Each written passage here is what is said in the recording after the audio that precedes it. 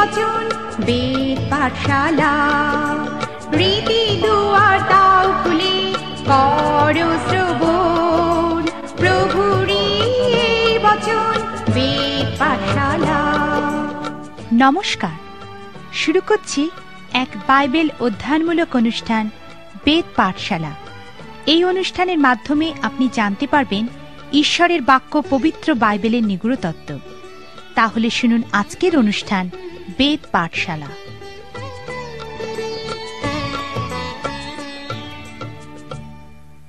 প্রিয় শ্রোতা বন্ধু, বেদ পাঠশালা অনুষ্ঠানে আপনাকে স্বাগত জানাই। এই অনুষ্ঠানে আমরা এখন মালাকি ভাবদের পুস্তকটি অধ্যয়ন করছি। আক্ষরিক অর্থে মালাকি ভাবদের এই পুস্তকটি কিছুটা এইরকম, যেন একজন পিতা বা মাতা তার সন্তানের সঙ্গে কথা বলছেন এবং সন্তানটি মুখে মুখে উত্তর দিচ্ছে।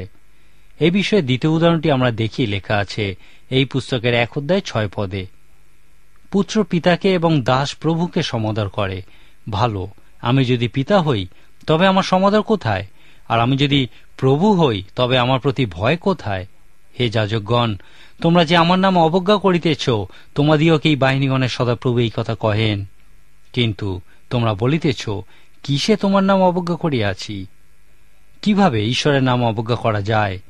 মথলিখিত সুসমাচারের 6 অধ্যায় যীশু খ্রিস্ট কিভাবে প্রার্থনা করা উচিত সেই বিষয়ে শিক্ষা দিয়ে বলেছিলেন, হে আমাদের স্বর্গস্থ পিতা, তোমার নাম পবিত্র বলিয়া মান্য হোক।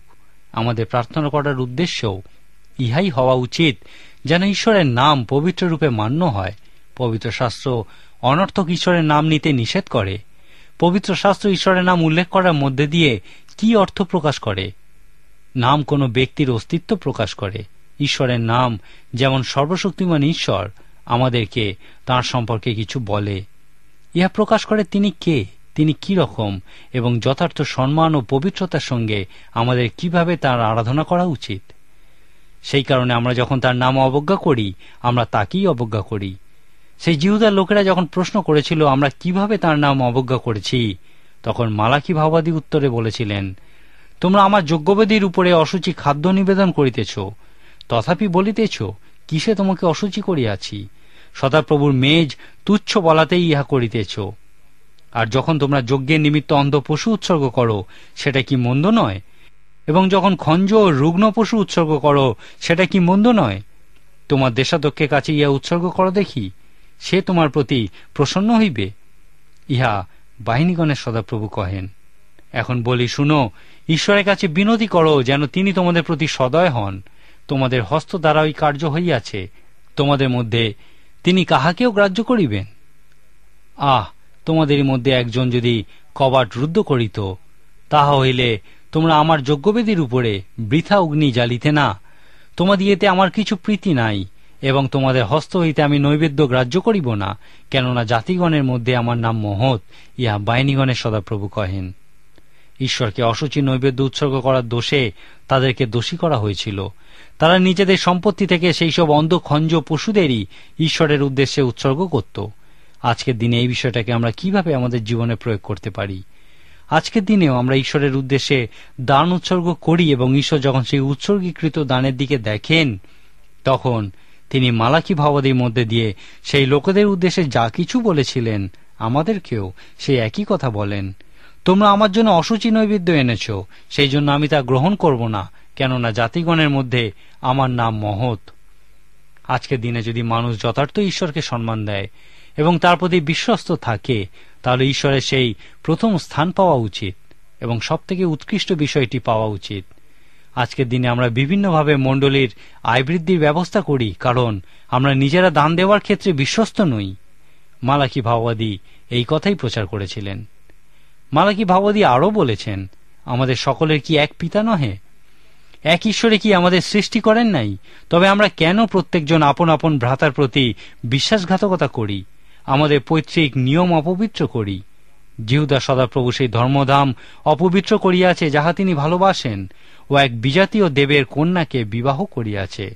যে ব্যক্তি এই কর্ম করে, সদাপ্রভু তাহাকে উচ্ছিন্ন করিবেন। তথাপি তোমরা বলিতেছ, ইহার কারণ কি?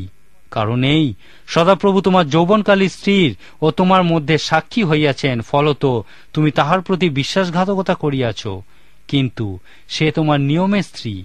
তিনি কি একমাত্রকে গড়েন নাই? তিনি ঈশ্বরীয় বংশের চেষ্টা করিতেছিলেন। অতএব তোমরা আপন আপন আত্মার বিষয়ে সাবধান হও, এবং কেহ আপন যৌবনকালী স্ত্রীর প্রতি বিশ্বাসঘাতকতা না করুক, কেননা আমি স্ত্রী ত্যাগ ঘৃণা করি, ইহা ইসরায়েলের ঈশ্বর কহেন। মালাকি ভাবাদির এই প্রচার আজকের দিনে প্রয়োগের পক্ষে বিশেষ উপযোগী। আজকের দিনে আমাদের সমাজে বিবাহ বিচ্ছেদ মহামারীর আকার ধারণ করেছে, আর যেহেতু এই বিষয়টা মহামারীর আকার নিয়েছে, সেই জন্য অনেকেই এই কথা প্রচার করতে চায় যে বিবাহ বিচ্ছেদ হল একটা উত্তম বিষয় এবং তা ঈশ্বরকেও খুশি করে। এই বিবাহ বিচ্ছেদ সংক্রান্ত সমস্যার ক্ষেত্রে মালাকি ভাবাদির মতোই যীশুখ্রিস্ট মথিলিখিত সুসমাচারে একই কথা বলেছেন। ধর্মগুরুরা যখন যীশুখ্রিস্টকে বিবাহ বিচ্ছেদের বিষয়ে প্রশ্ন করেছিলেন, তিনি উত্তর দিয়েছিলেন, যদি বিবাহ বিচ্ছেদ সম্পর্কে বুঝতে চাও তাহলে মসির ব্যবস্থা আলোচনা করো এবং দেখো সেখানে বিবাহ এবং বিবাহ বিচ্ছেদের বিষয় কি লেখা আছে। তারপর তিনি আরও বলেছিলেন যে ঈশ্বর যখন এই বিবাহ এবং পরিবার স্থাপন করেছিলেন তখন কি উদ্দেশ্যে ইহা করেছিলেন। মালাকি ভাবাদিও এই একই কথা বলেছেন যে যখন তুমি ঈশ্বরের সামনে প্রতিজ্ঞা করে স্ত্রী গ্রহণ করো তখন এই সমস্ত কিছুর মধ্যে ঈশ্বরের কি উদ্দেশ্য থাকে। তিনি তোমাদের মধ্যে দিয়ে ঈশ্বরীয় বংশের বিস্তার করতে চান। আজকের দিনে সন্তানদের অধিকারের বিষয়ে আলোচনা হওয়ার প্রয়োজন আছে, কারণ পবিত্র শাস্ত্র বলে যে সন্তানদের অধিকার আছে। আজকের দিনে অনেকেই গর্ভপাতের বিষয়ে বলেন, আমার শরীরের কোনো অংশটা কেটে ফেলবো বা রাখবো তা স্থির করার অধিকার আমারই আছে। এইভাবে বিবাহ বিচ্ছেদের সম্পর্কেও অনেকেই একই মনোভাব পোষণ করেন, কিন্তু ঈশ্বর বলেন, আমি বিবাহ বিচ্ছেদ ঘৃণা করি। এখন বিবাহ বিচ্ছেদে সব থেকে বড় সমস্যায় কে পড়ে? সেই সন্তানেরাই এই বিবাহ বিচ্ছেদের ফলে সব থেকে বেশি সমস্যাগ্রস্ত হয়। বিবাহের স্থাপনার ক্ষেত্রে ঈশ্বরের উদ্দেশ্য ছিল যেন দুইজন ব্যক্তি পারস্পরিক সহভাগিতার মধ্যে দিয়ে এক হয় এবং পিতামাতায় পরিণত হয়, তারপর যেন তারা সন্তানের জন্ম দেয় যারা ভবিষ্যতে একইভাবে পিতামাতায় পরিণত হবে। ঈশ্বর জীবনের এই ব্যবস্থাই স্থাপন করেছিলেন। আজকের দিনে আমরা বিবাহের ক্ষেত্রে ঈশ্বরের এই উদ্দেশ্যের কথা ভুলে গেছি। মালাকি ভাবাদি বিবাহ বিচ্ছেদের বিপক্ষে জিহুদার লোকেদের ঈশ্বরের এই উদ্দেশ্যের কথাই মনে করিয়ে দিয়েছিলেন যে বিবাহের ক্ষেত্রে ঈশ্বরের উদ্দেশ্য শুধুমাত্র এই নয় যে স্বামী স্ত্রীকে এবং স্ত্রী স্বামীকে খুশি রাখবে, কিন্তু ইহাও ঈশ্বরের উদ্দেশ্য যে বংশবিস্তার করা এবং পরিবার গঠন করা। বিবাহের ক্ষেত্রে সর্বদা ঈশ্বরের উদ্দেশ্যের অন্বেষণ করুন। একবার একটি বৃদ্ধ দম্পতিকে বিবাহ বিচ্ছেদের বিষয়ে প্রশ্ন করা হয়েছিল।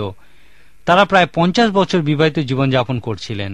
তারা বলেছিলেন, বিবাহ বিচ্ছেদের সম্পর্কে আমরা কখনোই চিন্তা করিনি, কারণ তারা জানতেন যে বিবাহ হল ঈশ্বরের সামনে পরস্পরের সঙ্গে আজীবন বন্ধনের অঙ্গীকার।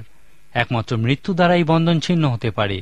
তারা জানতেন যে ঈশ্বর বিবাহ বিচ্ছেদ ঘৃণা করেন।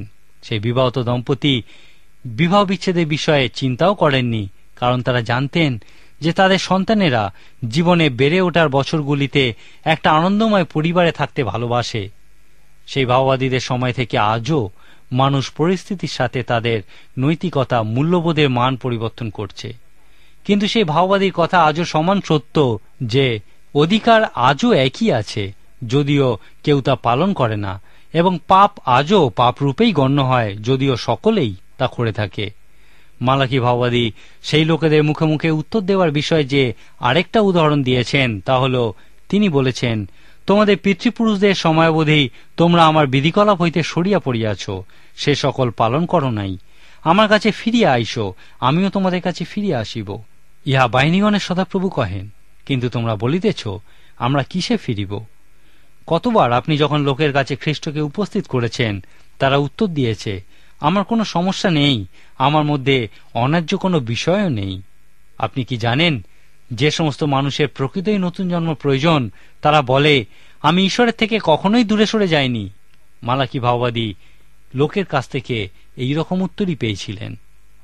তারপর মালাকি ভাববাদী খুবই পরিচিত একটি বিষয় বলেছেন যে মনুষ্য কি ঈশ্বরকে ঠকাইবে? তোমরা বলিতেছ, কিসে তোমাকে ঠকাইয়াছি? দশমাংশে উপহারে তোমরা সমস্ত দশমাংশ ভাণ্ডারে আনো, যেন আমার গৃহে খাদ্য থাকে, আর তোমরা ইহাতে আমার পরীক্ষা করো। ইহা বাহিনীগণের সদাপ্রভু কহেন, আমি আকাশের দ্বার সকল মুক্ত করিয়া তোমাদের প্রতি অপরিমেয় আশীর্বাদ বর্ষণ করি কিনা। পবিত্র শাস্ত্রে এই রকম কিছু জায়গাতেই মাত্র ঈশ্বর বলেছেন, আমার পরীক্ষা করো। সেই প্রান্তরে শয়তানের প্রলোভনের মধ্যে যীশুখ্রিস্ট বলেছিলেন, লেখা আছে, তুমি আপন ঈশ্বর প্রভুর পরীক্ষা করিও না। কিন্তু ঈশ্বর এখানে বলেছেন, আমার পরীক্ষা করো, যা আমার তা আমাকে দাও। এই দশমাংশ সমস্ত কিছুর প্রথম দশমাংশের কথাই বলে। ইহা হল ঈশ্বরকে সর্বপ্রথমে রাখার দৃষ্টিগ্রাহ্য উদাহরণ। ইসরায়েল সন্তানেরা তাদের সমস্ত কিছুর প্রথম দশমাংশ দেওয়ার মধ্যে দিয়ে প্রথমে ঈশ্বর এই বিষয়টি স্পষ্ট প্রদর্শন করত। তারা বলি উৎসর্গ করত। নতুন নিয়মে আমরা এই বিষয়টাকে দেখি যে সমস্ত কিছুই ঈশ্বরের। আমরা শুধুমাত্র সেই সমস্ত কিছুর তত্ত্বাবধান করছি এবং একদিন এই সমস্ত কিছুর হিসাব আমাদেরকে দিতে হবে। যাই হোক, মালাকি ভাবাদী প্রচার করেছিলেন যে তোমরা ঈশ্বরকে ঠকাচ্ছ, তোমরা দশমাংশ ও উপহারের ক্ষেত্রে ঈশ্বরকে ঠকাচ্ছ। সমস্ত কিছুর প্রথম দশমাংশ ঈশ্বরের, আর যদি তোমরা তা ব্যয় করো তাহলে তোমরা ঈশ্বরকে ঠকাও। সেই লোকেদের মুখে মুখে উত্তর দেওয়ার ক্ষেত্রে মালাকি ভাববাদী শেষ যে উদাহরণটা দিয়েছেন তা হল, তিনি বলেছেন, তোমরা আমার বিরুদ্ধে শক্ত শক্ত কথা বলিয়াছ, ইহা সদাপ্রভু কহেন। কিন্তু তোমরা বলিতেছ, আমরা কিসে তোমার বিরুদ্ধে কথা বলিয়াছি?